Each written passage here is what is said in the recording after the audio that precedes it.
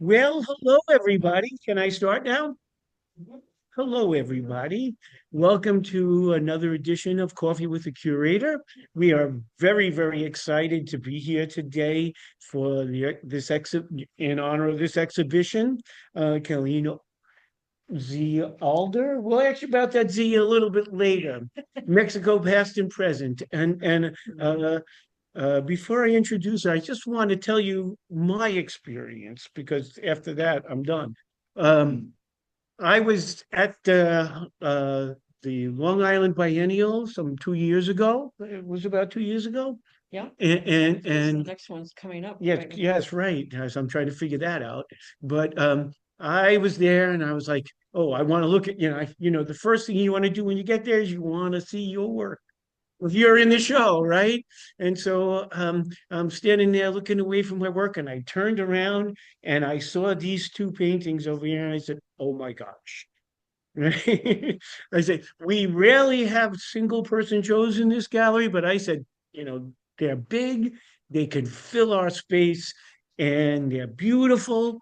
And I have to admit, 2 years ago, they might not have been topical, but I think they're very important for people to see now, right? Because we have to appreciate all cultures, right? And this is one step in that direction.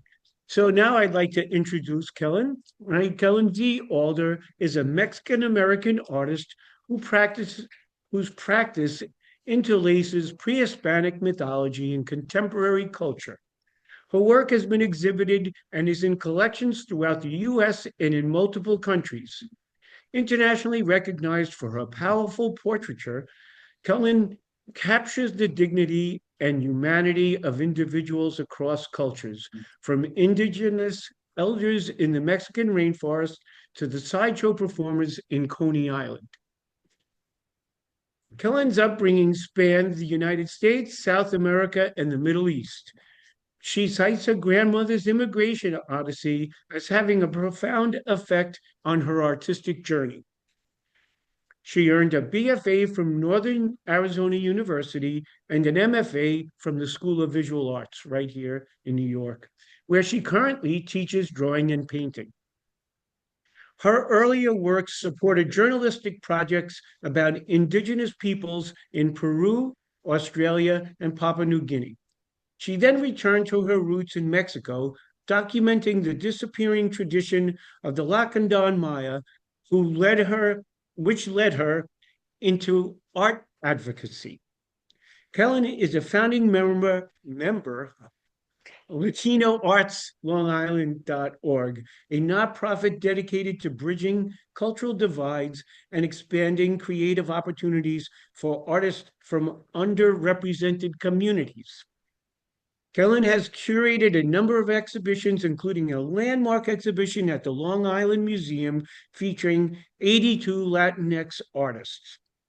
Whether working in her New York studio or abroad, her art reflects a deep reverence for her Mexican heritage and a steadfast commitment to elevating stories often overlooked, particularly of those affected by injustice within the Latinx community.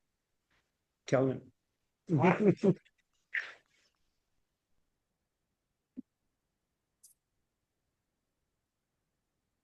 Well, my thought was that we would talk about some of the individual works, but first I wanted to be a little bit more general. So, Kelynn, I was curious about your journey. So you mentioned your grandmother, and you've lived in a number of places. So, would you like to talk a little bit about that so we can get a flavor for where you've been and in regard to my Mexican roots, yeah, sure. well, we were talking earlier about how what brought me back. My father was a diplomat, so I lived all over the world, but I guess when you don't have those planted roots where you're born and you're raised in the same place, you try and attach to other things, and my grandmother, when she would come and visit, and my aunts, they would always bring like suitcases full of masa, beans, chilies to uh, remind us of our culture. And even when we lived in upstate New York, when we lived in Iran, it was like I was always reminded of my Mexican roots, kind of through family and through food. So, um, and I did live in all these other places, but um, when I was in Australia, I lived in Australia for 5 years, and I came back to kind of know more about Mexico. And I was given actually a grant to live among the Lacandon in the rainforest in Mexico to document their culture that was quickly disappearing. And that kind of brought me back to this exploration. I mean, some of these works over here on the wall of the Lacandon girls are older works, that piece in particular. Um, so does that answer part of your question? I think so. I think we're getting to get a sense of who you are a little bit. So, so you went to school, undergraduate school in the Southwest, Northern Arizona, you said, right? Did you, University, yeah. so was that like a formative era for you and when you lived in the Southwest? Um, Maybe not as much as going to the School of Visual Arts for my master's program, because I have the mentor, Marshall Arisman. I don't know if any of you know his name, an artist, and he was my teacher, and he led this program that kind of uh, it it was called Illustration as Visual Essayism, where instead of just being an illustrator, I illustrated for the New Yorker. I would do portraits for them, but he kind of enforced us to go out and look for our own stories and make them our own projects. So even when I illustrated for the New Yorker magazine, instead of working just from somebody else's photograph, I would see if I could meet the person and have them sit for me and draw them that way, because I wasn't paid more, but I wanted to have that relationship, and that kind of pushed me out of New York, even to go to Peru and work where my family lived in Peru at the time. Um, so that kind of, and I kept going with that, and I'm still going with that philosophy that Marshall Arisman instilled in me. Um, you know, to be a part of what you're Mm. um, Well, certainly to have lived in Peru and to have lived in Australia mhm. and where else? Iran, Saudi Arabia, Saudi Arabia. Spain, Ecuador, So, and then I did live in little spurts in Mexico when I came back from Australia. So, and I continued to go there, and my family had a home there too, in northern Mexico. right. So you certainly started with a global perspective. Mhm. And it seems like as time went on, you said you wanted to explore your roots. Yeah. Right. So the show that we have here is mostly an exploration of your roots, Hmm. right? And they come from a couple of different um well periods maybe of your Yeah. work. Yeah. So you want to just like scan us and tell us what, you were saying those were the earliest. Hmm. Just give us an overview Well, of when, I've lived on Long Island now for 30 something years. oh my gosh. Don't let anybody And know. no, and when I first came here, I'm doing my Mexican paintings. It was called ethnic art, or referred to as ethnic art. But it wasn't meant to be derogatory, but it was kind of put me on the outside, and I felt like an outsider for a very long time. And even you said, "Oh, you came across my work 2 years ago, but I've been here for 30 some odd years and doing this." And in the past, I had directors telling me, stick to the Coney Island stuff. That's something that people can relate to, not Mexican work. And Oh as my. artists, we have to kind of, follow what satisfies us from the inside, not just, well, And here I'm painting these big paintings, you're not gonna get rich. That's painting big paintings, but Yeah. I anyway, Well, I just want to point out that, did you know my work before 2 years ago? I did, but I'm better in 4 hours. Yeah, no, I forget a lot. That's why. Because she informed me that we had met already. Mhm. So before that time, so yeah, I'm not very good at that. So these two works of the Girls young girls, yes, are probably the oldest works you have in the show here. in Well, this of the show, paintings, right? yeah, Because I've yeah, got some of the other pieces, the right. small pieces Um, out. and so, and that piece of the three girls is a really, I don't know if you want to show that piece. Oh of yeah, the let's young bring it up. lady. Oh yeah, we said we were going to start elsewhere, but I know, that never works. right. Okay, so I'm Well, gonna switch we're to this. looking at a painting of the three Lackawanna girls over there, and that was a pivotal piece for me because when um, Oops, wrong way. I used to enter painting, or I would approach painting more as, and also through the influence of the School of Visual Arts and the program I went through, more as that I was there to document it and not really say anything about it.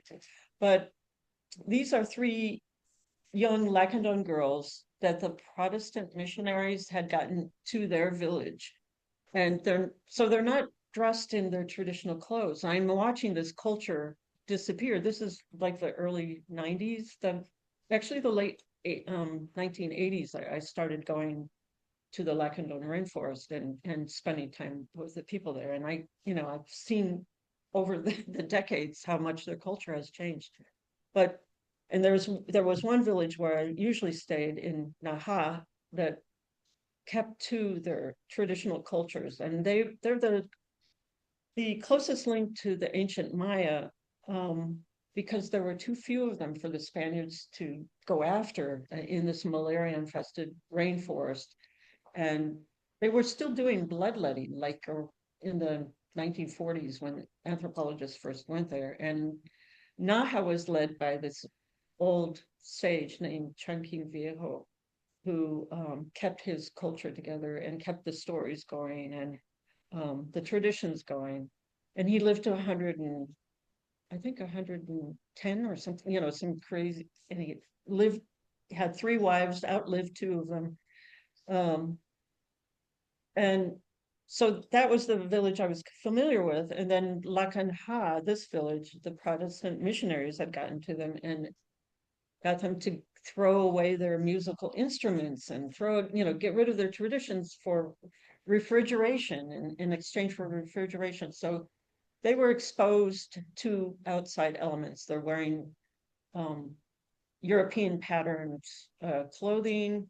And I started just like putting all these things in there, like, the government, Coca-Cola, I'm gonna ask. um, Yeah. religion. There's the Virgin Guadalupe there, but then they still have their corn, which is, they still have their culture, but it's being, imposed upon to a certain degree. So I started to have opinions with this piece, and I allowed myself to say them more. And oh, so that's that painting, and that's an older painting, and since then, yeah, you know, I continue to have opinions that not all people always agree with. Watch out for those opinions. Right. Right, so I found the smaller piece in on your website in a folder marked immigration. Uh-huh.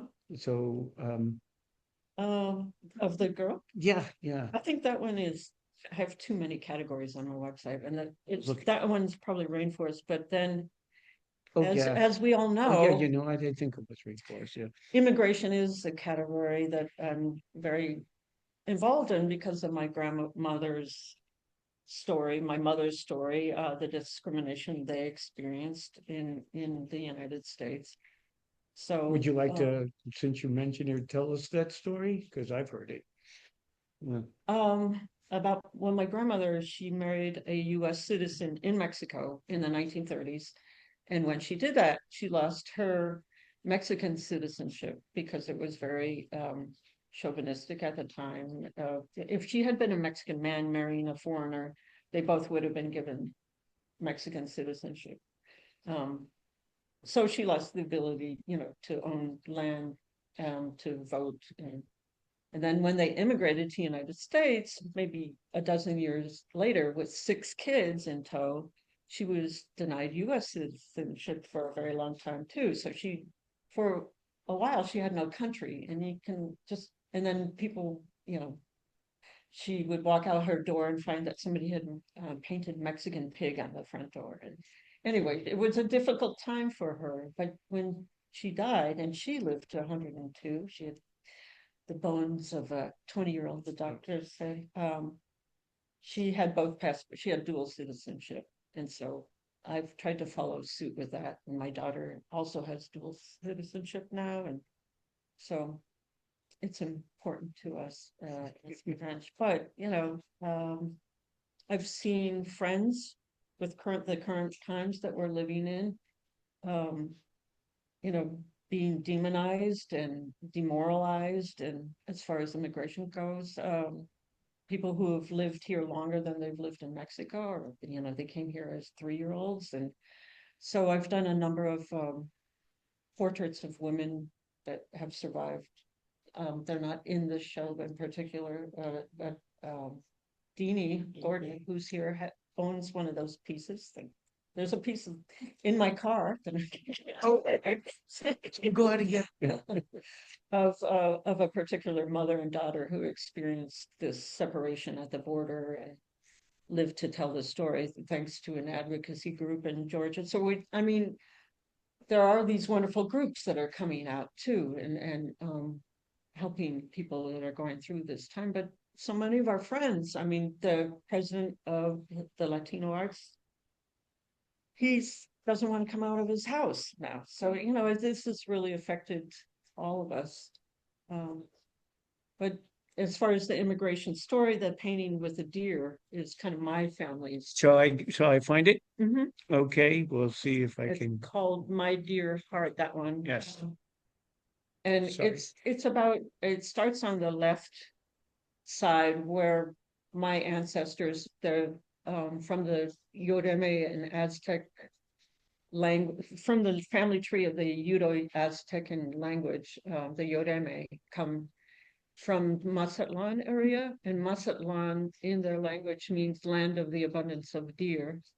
So I have my ancestors coming from there. My great grandmother, who didn't immigrate to the United States, but she would come often and always had, so her visa paperwork is collaged onto the painting.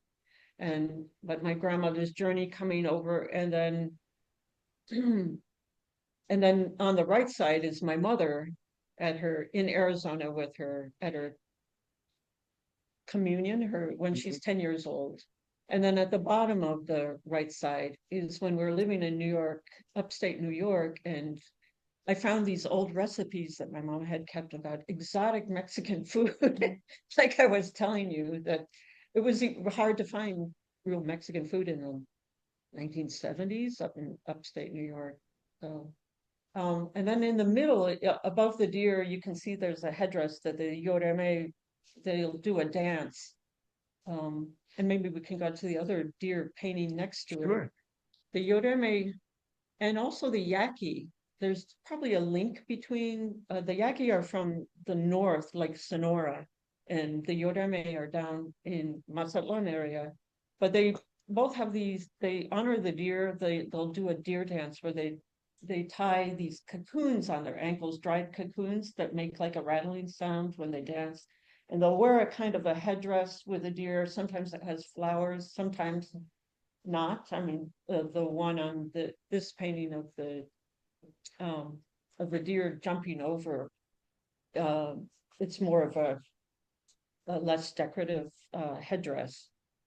And that's kind of the timeline of my family, of going from the Yoreme to my aunts. And I have a very strong maternal family. That's also probably what ties me to my roots. I had my mother, there were 7 kids, and 5 of those were women in the of my aunts. So I have like my ancestors, my aunts, my sister, going through the timeline on the top, and it ends with a monarch. They don't always use monarch butterfly cocoons, but that the monarch is a symbol of immigrants. And so I'm kind of going from my ancestors, and someday, soon, I don't know, I will too also be an ancestor. So that's kind of my self-portrait, going from now to, from before to. Okay, and we got some extra life in between over here, but one of the most recent pieces that was completed is the one that you had wanted to talk about first. So Right. let's see if I can get that back up here. Yeah. There we go. Right.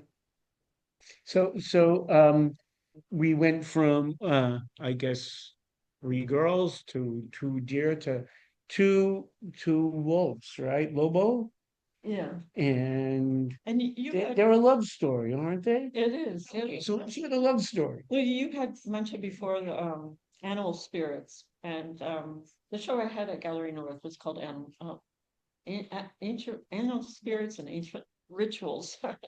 But animals, I think, are teachers, and they've always been among indigenous cultures respected a little bit more than so. This started with a dream, actually, this painting of these 2 wolves that were walking on their hind legs, and they were ostracized by society. Was this your dream? This was my dream. I Okay. had this dream, and I woke up about these 2 wolves, and they were in love, but they walked on their hind legs, and I did a little watercolor of it so I wouldn't lose it.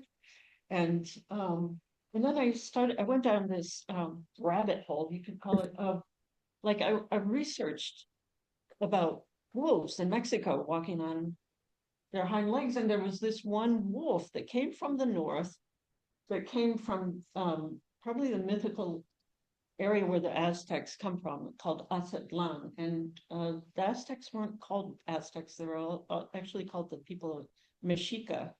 But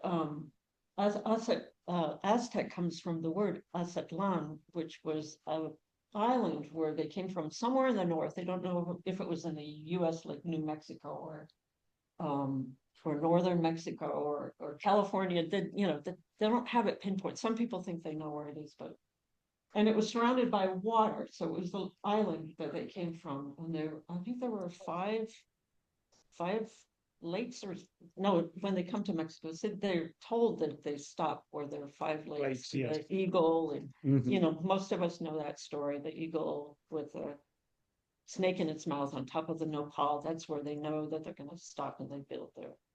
Right, so when they did find that, it was in the middle of the swamp, Right. especially. That's the story of Mexico City that we can. Yes, But okay. the story of the wolf was, it was this wolf that came from the north, probably Aztlan, and he went down to El Tajín, the city of El Tajín, and he battled to become. It was a bloody battle, but he became the king there. So then I started studying. I wanted to learn more about the Aztec codices and about the language. So I started to study the language a little bit. And I don't know if I can. Can I stand up and Yes, show you this? certainly can. I'll see if I can slide This this toward is you. from like the king and the queen, sort of. This is from the codices, the way that they showed their thought bubbles speaking to one another. And this on here is actually in El Tajín. It's one of the sculptural reliefs of the wolf. This legendary wolf that came from the north and took over El Tajín. And so I just had fun. This piece was like a real learning. I was learning Nahuatl, the little words in Nahuatl, which is totally different from any language I've ever studied. And it's a philosophy that's different. And that's why I felt that I needed to kind of know about the codices and the way that they put imagery together, as well as their language. So I have some Nahuatl words in Yolo, means heart, and then there are different ways of spelling wolves actually, and it's like even forming the words is so difficult. It's more about uh, pushing air out of your mouth. And Schlashle means they are in love. Anyway, so I had fun with this. I have Posada. This is my deference to the engraver, Mexican engraver Posada. This is one of his pieces, but I flipped it so I can put his name there, but not trying to assume that I'm Posada, but so that people know I'm respecting him. This is also from a codice, like depicting wolves. And then I have my little story there of the wolf drawing I did of him telling the people, the other wolves, he's going on this adventure. And this is the younger me, and this is a piece, probably a coyote, not a wolf. And a lot of times there's not a differentiation. But that abalone piece is in the Museum of Anthropology in Mexico City. And then there are other pieces. The sculptural piece there is, I saw a show in the National Museum of Chicago. Right. I mean, of art recently of women goddesses, warriors and goddesses.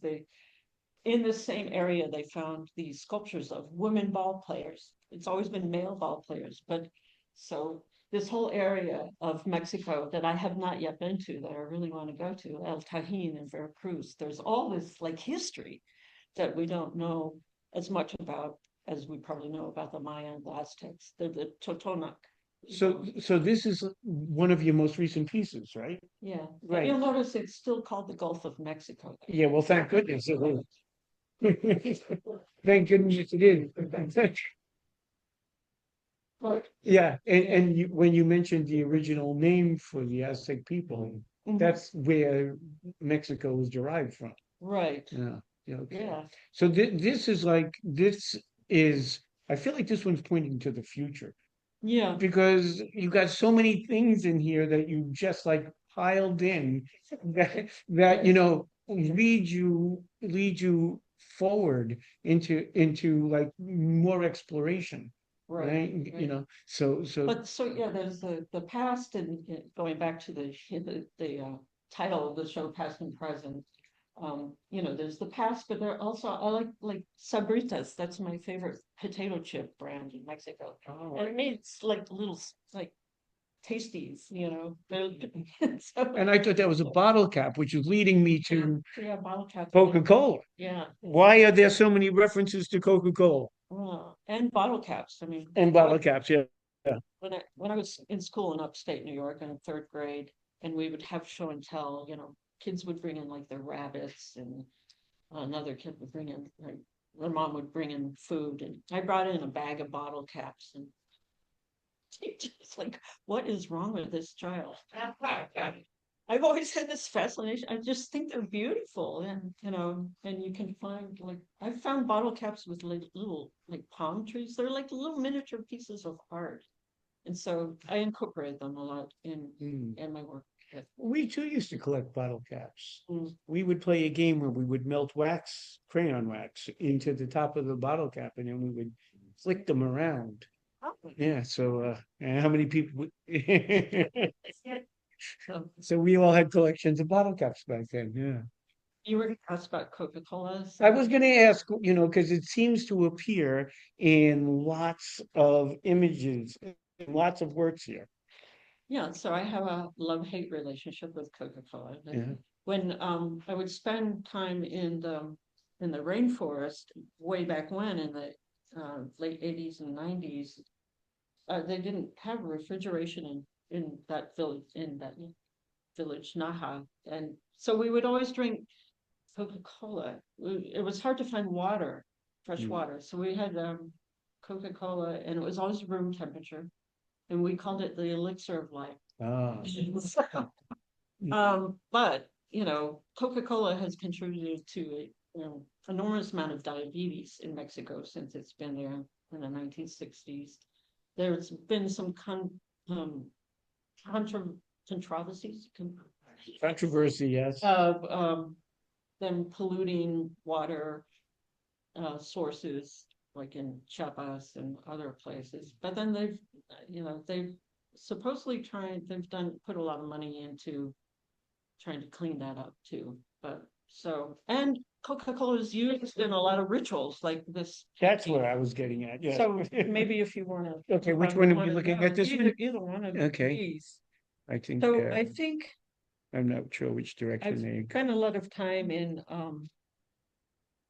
Chiapas with the all in the jungles with the Lacandon, but also in the highlands with Just- other Mayan groups. Just so you know, there are like 68 different indigenous languages spoken to in Mexico, in the colonial borders of Mexico. When the Spaniards came, there were probably like 200 to 300 indigenous languages. A lot of people that immigrate here to the United States, they don't speak Spanish. They learn Spanish here because they gravitate towards, other Mexican or people from their area.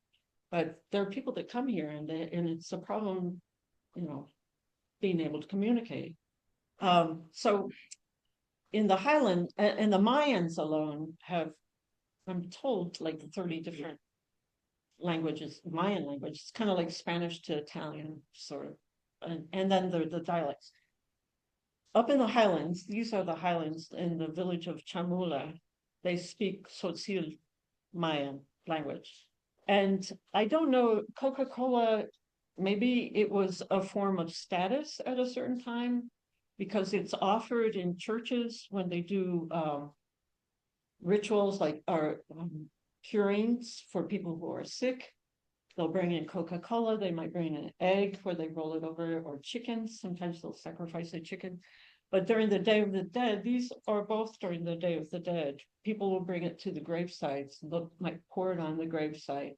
They'll drink it. They're offering their ancestors food and drink that they love. So let's see if I can bring that one in. So that kind of, Manuel said he had a question for me about Coca-Cola. I don't think I have that one in here. Well, it's made its, by the prevalence of American brands in the Dominican Republic. So I know that throughout the Latin American world, the American economic entities have a lot of influence and do a lot of coverage. And I always automatically see it as a kind of cultural, economic invasion or something. Yeah. And a departure from the native culture, So I had an idea that you had something like that in your mind, possibly. I wanted to ask you about that. The other little thing I want to ask you here is that this border, this blue aqua, whatever you call it, that is border on the beautiful painting of the wolves, not only functions as a border, but also seems to represent water. And I was wondering if there's a reason for that. Yeah, that's kind of referring back to Aztlan, what the mythical or legendary place where the Aztecs come from was surrounded by water. So that depicts the water, and is also a border.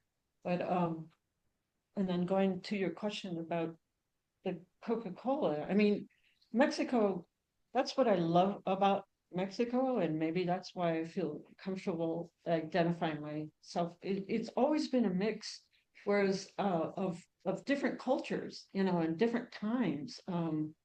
So yeah, we can not like that Coca-Cola has come to Mexico, but it's been incorporated into their rituals, their ceremonies. So, it's this kind of this meshing of today and yesterday. And even the language fascinates me. I mean, Mexican language, Mexican Spanish is so special because it has, like, I think they said 4,000 Nahuatl words in it, and chocolate and avocado. A lot of the animals are Nahuatl words, and it carries over to other countries too. But Mexican Spanish, I think, is really special because it's that mix. Whereas here in the North America, we kind of pushed our indigenous people into areas and did not merge with them. And I mean, the Spaniards, not to make them sound like heroes, because they were brutal, but their way was, as far as conquering people, was to mix with them, and here it's to push them away. I mean, I'm an eighth Cherokee, and I know nothing about my Cherokee culture, and because my great grandmother was full Cherokee, she was ostracized by the rest of her husband's family for being a dirty Indian. So it's, I mean, that hurts that I don't know anything about. We gotta see your family tree. Yeah. Exciting. And my father's Russian Jew. Anyway, but yeah, but that's kind of what makes us all connect to one another, is this, this mix. We're all a mix. And Mexico embraces that, I think, more than some cultures, some countries. So talking ironically about Coca-Cola, Mhm. apparently Mexican Coca-Cola here is status, Mm, right? Because they use cane sugar instead of corn syrup. yeah, Right. right, So it's supposed to be special now to get Mexican Coca-Cola. I right. don't know. Anybody drink it? I don't know. You do. Oh, So it is better. it is better. It is better. The sugar is better from cane than it is from corn. Mhm. Hmm, I don't know. That's a mystery. I think it is. Well, I want to come over here because, we talked about the wolves, but it's not the only canine in the show. I love this from the moment I saw it because it reminded me of the 1600s. The way it actually appears to be like a codices. Well, that piece has a lot to do with immigration, and so it's called Rio Bravo, which means kind of the angry river, if you directly translate, but it's the Rio Grande. And when I painted that, the governor at the time was putting those big boulders in the river. People were crossing, and families were drowning, and so this has a lot to do with immigration and kind of a protest. And Saint Christopher, we know, is the protector of Christ. He carries Christ over the water. So I am using kind of iconic images, but it's a German Shepherd, which is, I mean, there's a lot of irony here. A German Shepherd, that's used by the border patrol sometimes to chase people away, but St. Christopher was originally depicted with a dog head, and there are different stories that some say because he was so handsome, and then others say because he was so homely that he had a dog head. So, but this painting was more of a prayer for the people that were crossing the river, that hopefully they get to the other side alive, despite all of these obstacles that are put in their place. I mean, there are people that are just trying to find a better life. I mean, how desperate do you have to be to put your Right. life? Right. It's jeopardy not like that? capricious that sends people on 1,000-mile journeys to find a new home. And all those fish that are in the bottom are from fish that you would find in the Rio Grande. So, and the eyes are kind of like our conscience watching this happen.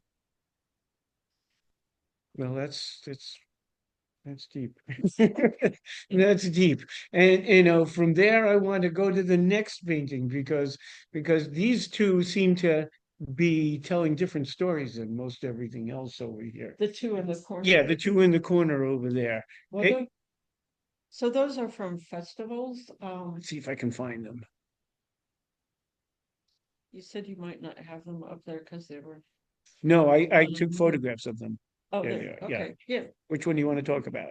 Either. Let's start with this one because it seems to be I'm. Yeah. So I'm really kind of fast. I think this is the beginning of leading to a new project of like people wearing masks and luchadors. I'm just working right now on a painting of a luchador battle that took place at the Queen's Museum. And since the inception of lucha libre, it's Mexican wrestling. If I think most of us know that. No, But they don't, since- you know, Okay. tell us, yeah. Well, since its inception, it's been influenced by US wrestlers going back and forth across the border and Mexican wrestlers coming here and there. And so there was an artist friend, Sean Leonardo, he's known as El Conquistador, and I found he was in this our Somos show at the Long Island Museum. And I found him through listening to Moth Radio Hour, how he and his father used to watch Lucha Libre, and he decided he's a performance artist, but also a visual artist. He decided to become a luchador. And the word luchar means to struggle and to fight already, and so I think there's a lot of, other meaning behind that. Right.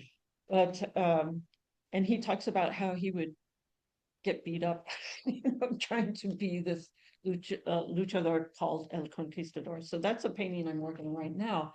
But as you'll see in this painting, the one for the carnival, it takes place before Easter. Right before Easter, they have all these events that take place.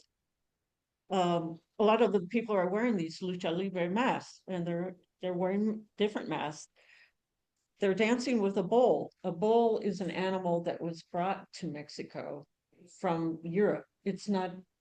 So there again, there are all these kind of this convergence of cultures where they're dancing, and they make a paper mache bull and they put fireworks on it. And there are other animals that they use too. If there's a donkey and a horse, and they run around the plaza. I think they go around 4 times to represent the cardinal points. And so actually, Michael and I were there a couple of years ago when this event took place. And So where is it? This is an actual location?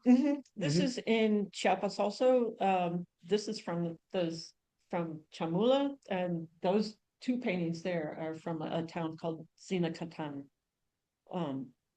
These 2 are from Zinacatan for the different festivals that they have, and I think they're reenacting the one. If you want to move to the one with the horses, I think they're reenacting. I've been told, but I'm not sure if this is true. But they're reenacting the conquest of the Spaniards, because the horses were not here or not in Mexico before the Spaniards.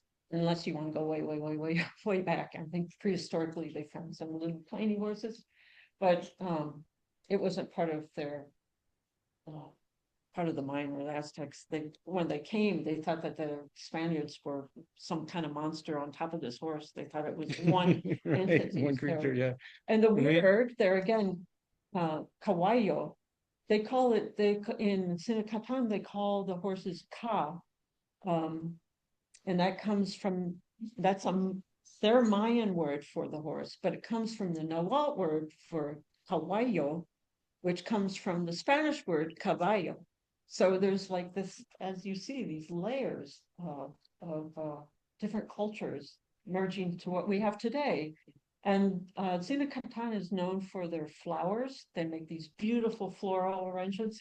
Here for the Day of the Dead in Chamula, they use just they called cempasúchil, the marigold flowers, which represent the Day of the Dead. But in Zinacatan, they have these beautiful, like all different flower arrangements, and they sell them. And then they're at the opening, I wore one of their ponchos that they make, that the men wear in particular, of beautiful floral embroidery.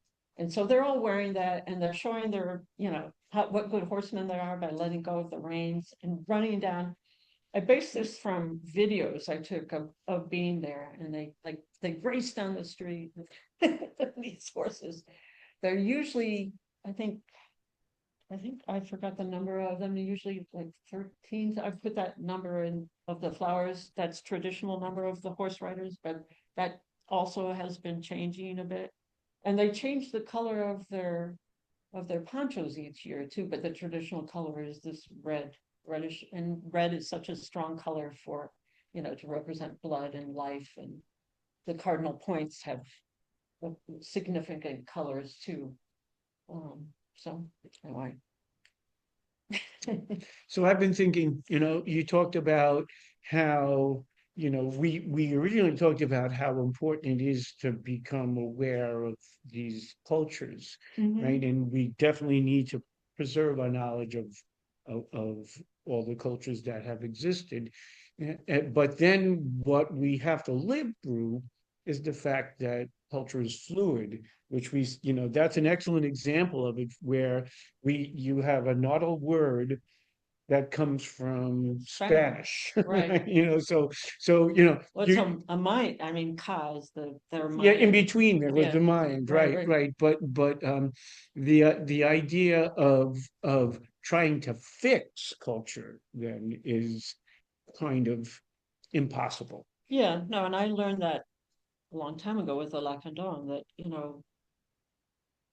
I we want, it's not for us outsiders to say, you have to keep your hair long, you have to wear your white tunics. The women, they had their traditional, they would wear braids, the boys, they still need antibiotics and things like that. Right. So, I mean, it kind of makes me sad to see all the young people like cut their hair now, and but that's no, It's hard to stop. no, yeah. Culture is always As long, evolving. I think the most important thing is, as long as the stories continue to be told and they remember their history and can pass it on.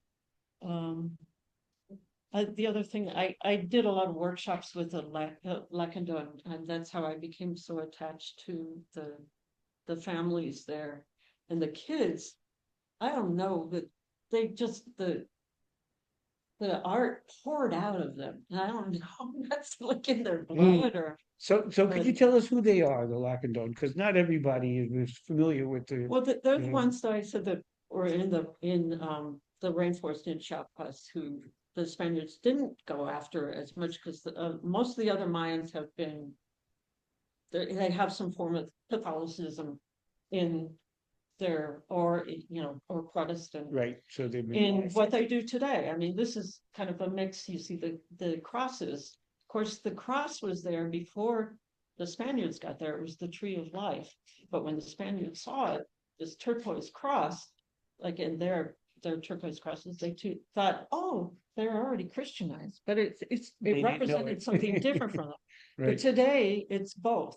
But the Lacandons had kept to their old ways of the bloodletting and passing Chongqing Viejo passed down. Even his name though, Chongqing, means little prophet of the sun, the little prophet of the sun. But Viejo is Spanish, means old. So he's the old little prophet of this. But he maintained telling the stories and keeping his traditions alive and passing it on to his sons. And now his sons, of course, are grandfathers themselves, and trying to find somebody to pass this responsibility on. To maintain Yeah. awareness of the tradition. Right. So there's a little painting over here. Uh-huh. That seems to be the most syncretic one, Of the Virgin. Yeah, because of the way, the Christian figure became such an important icon in Mexico. Well, so the Virgin of Guadalupe is she's more than just a religious symbol. She's kind of the symbol of solidarity among Mexicans in particular, but also other Latin American people. And she appeared, the story, of her being her first appearance, it was right on top of a temple, an Aztec temple of Tonantzin, the earth goddess, the mother goddess. So and so there's this link, and she's a dark-skinned virgin, and so she provides a lot of comfort and guidance to many people, myself included. And I painted that during a difficult time of separation and divorce, And so you see the broken skull, the broken horn. But then she comes out of death, or out of the end of something, there's new life. And so I have the rose there where she appeared, if you know the story, her on her mantle. I mean, on Diego, I don't think I should tell the whole story, but of when the Indian man who finds her first, he goes to tell the priest that he saw her, and they don't believe him, of course, and so they want proof, and so he goes. The next time he goes there, she gives him roses, which he brings kind of like this, and then drops him at the church, and they see it, and there's her image on his poncho. So the rose was not in Mexico before this time. It miraculously appears on this temple where John Cino was. So the Virgin of Guadalupe becomes this symbol of, to believe in our indigenous people. Yeah, right. Yeah. Yeah, there's a children's book that I read to my kids about that story yeah? by Tommy DePaola. Yes. Oh. Yeah, so that's fascinating. Well, we're kind of running late on time here. I had one thing I wanted to share from one of these paintings, and then if you want to have some questions, we Sure, could do that, yeah. and you have closing thoughts. But what I wanted to show you was, and this might be a little bit of let's see if I can find it now. This one over here, Mhm. because where we see the two figures, one in Mexico and one in the United States, and this did remind me of a painting by somebody else. Oh yeah. Yes. Ooh. Who? Frida Kahlo. Right. So I'll show you that reference. But the reason why I bring that up is we were to have a Monday movie here, That's right. but we can't because of the weather. We're going to do it in February. We're trying to change the date for it, but I wanted you to be aware of that before we go away, that we had planned before the oncoming storm of having a little tour of the gallery, followed by the movie Frida, and then a couple weeks later we were going to show Pan's Labyrinth. But we have new dates. So we have new dates. We have a new date for Frida, February 9th. So I just wanted to throw that in there because a lot of people were, waiting to hear about that. Okay, so She's and I also have a mix, by the way. What's that? Her father German? What was her father German? Yes, I believe so. And her mother Mexican. Yes, and she had to, I think you're handling it a whole lot better than Frida did. I didn't have a trolley. Yeah, you didn't have the traumatic experience, true. Not yet. Okay, let's hope not. Okay, so do you want to take any questions? Sure. Okay, does anybody have any questions? Look at that. All of you at the same time. It's hard to believe. Not a one, huh? There you go. Jim. Tell us a little bit how you make paintings, the process.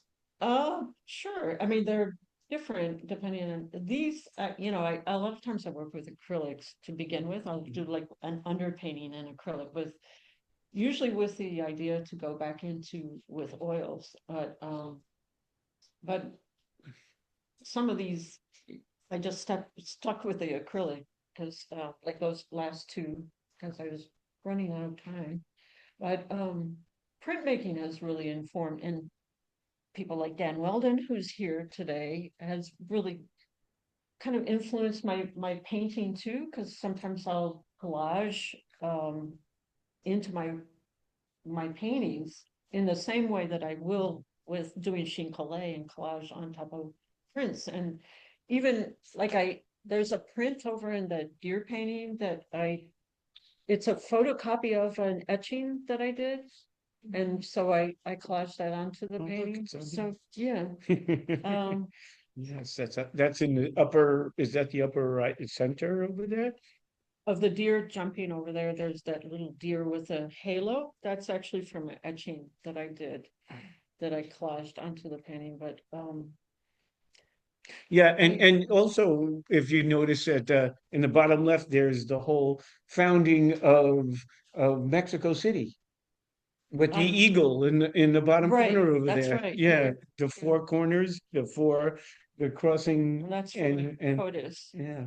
But, it depends on the painting. I mean, this one started with a dream and a sketch, and then it just kind of, I don't always have, I'll start with a sketch, but I don't want to dictate too much in the beginning, because they kind of there's that dialogue that as a painter, I'm sure you have it too, that you kind of go back and forth, and you don't, like Ron Pacross always says, it's like a child, you don't want to like completely control it. You want to let it take on its own life.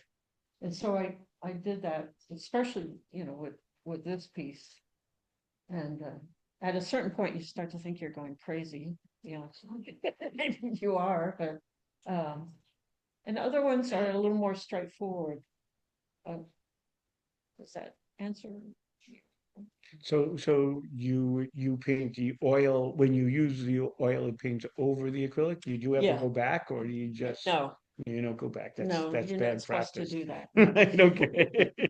Um, that one of the deer jumping though, that's all straight oil. That just depends on, I try and work more in the colder weather with acrylics because I can't open the windows as much, but I'm working with a oil painting right now with my closed windows and Oh, the careful. fan on, but We have another So- question. Yeah.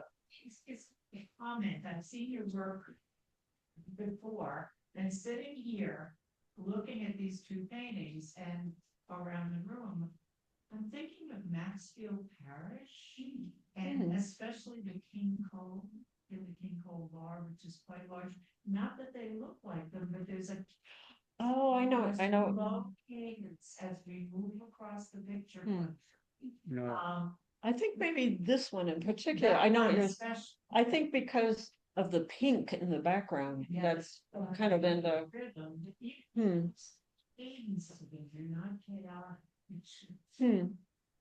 Reference to Maxfield Parish. That's the great Marie Roberts. That's fascinating. And I have to say, Coney Island, the reason I was so attracted to Coney Island was because of the colors and the hand painted signs. And I felt at home, whereas like living on Long Island, we're kind of, we can't really express bright colors in our outdoors, at least in our houses. But Coney Island, there were the colors, like these colors. So anyway, I still have that fondness for Coney Island. Yeah. In India, we drank thumbs up, and it was very much part of our childhood when we went back to India, because we couldn't drink the water, but people who grew up in India could still drink the water, or you have to always boil it. Right. But in Mexico, was there a difference between people who went back to Mexico, what they could drink, like, or could not spend enough in the waters? Victorious. You still have to be careful about drinking water. For some reason, the plumbing, they just couldn't. Well, they're still working on that, like in Mexico, and water actually has become a real issue. I mean, people are not able to get water in a lot of parts of Mexico, and they're very worried about that. But I still drink Coca-Cola in Mexico. I don't drink it that much here in the US, but I do drink it there. Almost to stay safe becomes such a symbol, Yeah, survive. right. You do have to be careful about drinking water still in Mexico. It depends on where you are. For some reason, like the Yucatan, the water is, I don't know if it's the limestone and that it gets filtered. Because I've had much less problems, and the water is, I think, a little safer to drink. Yeah. Is anybody? Oh, we have another? Yeah. Hi. I just have kind of a little technical question. Mhm. Uh-oh. When you do collage Mm-hmm. in, with it on top of the oil painting, do you, how do you do that? How do I So that adhere it? sticks. I use an archival glue that, and then how do I do it? I just like I do the backside with it, and it actually, I mean, with a popsicle stick, I push it across, and then I I'll make get you a sure better that tool for that. a better tool, Well, a little like a squeezy. squeezy. It would work. I have squeezies too, but Like, does it come to you kind of, you want to put a collage thing? Not and you all. already painted it, or you never know? I don't always know. No, I don't always know. And a lot of times I'll paint over what I've collaged too, to kind of like embed it into the painting. So it's not just like stuck on there. Okay, anybody else? Okay, Michael. I've got a random. Uh-oh. Oh, no, this is gonna be tough. Let's sit back. Here's the part. You said about something about chauvinistic culture, Mm-hmm. and that's my random thought. Here's kind of about the manliness. Yeah, there's these really strong guys riding horses, and we know ourselves. I know ourselves. I mean, construction work from Mexico, that's super tough. But then with the flowers, Mm-hmm. I followed from your friends that every year a friend is put together by a group of men in the most beautiful way. They deal with the colors and the flowers in a way, a restaurant man wouldn't touch flowers in that year and go there. So Oh, you mean, so not all men are the stereotypical man? Is that what? you see a man carrying flowers always upside down, so you don't break. That's most as do it. But then the Mexican friend we had and his friends, they arrange those flowers every year, and I guess that same was true in those paintings. Are you talking about Filiberto? Filiberto, Uh-huh. Who John knows? Yes. Oh, he's a dear. Yeah. His breaks for me apart, totally apart this Mhm. cliche of manliness. Hmm. Yeah, that's a random thought for today. You have a random thought. Thank you. Thank you. Thank you.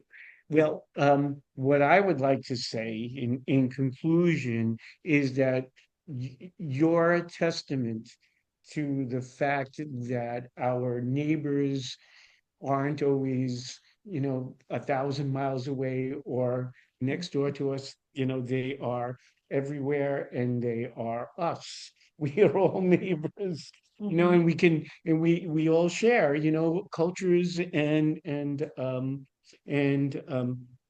wherever we are, we are all just people who are trying to live a full life. Mhm. And I appreciate that. And I appreciate the fact that I can get the experience of another country through your work, right? And also the fact that, well, I do know so many people of this culture here too, and it lets me into their lives as well too. Aw. So I appreciate that so much. Well, I thank you. I thank the Patchogue Arts Council. I thank you and Beth and Gabby for doing such a great job with the PR and getting the word out there, and just allowing me to share the culture that I love so much with the community. And I think in a way that's kind of a protest of people being looked down upon, is that we're still here and we will survive, our culture will survive, and the love's not And gonna it'll go be away. celebrated too. And to be celebrated. Yes, to be celebrated, yes. Yeah. Yes. I just want to say something about the quality of the work, the surfaces and the choices, like why are those trees blue? The vertical Those are lines in the back and. those are the turquoise crosses. What? They're the crosses, actually. Yeah. They're crosses. And just highlights of light and just this gorgeous feeling. Well, the color is wonderful. The color is absolutely wonderful. I guess that was what drew me in when I first saw them. It's funny because when I first finished this painting, I thought, I didn't like it so much and then it grew on me, and the paintings are kind of like children. You don't always know how they're gonna come out, but you love them all. You've got to love them and However they are. let them do their own thing. I don't know. Mm. Every once in a while, you take one of those paintings and you toss it though, but not your children. No, you don't toss them Sometimes you, backwards and then you can rework them later. oh, okay, all right. All right. Anyway, thank you, you guys. Thank you for being here on this cold day. Thank you for being here. Good job. Put your own spot on that.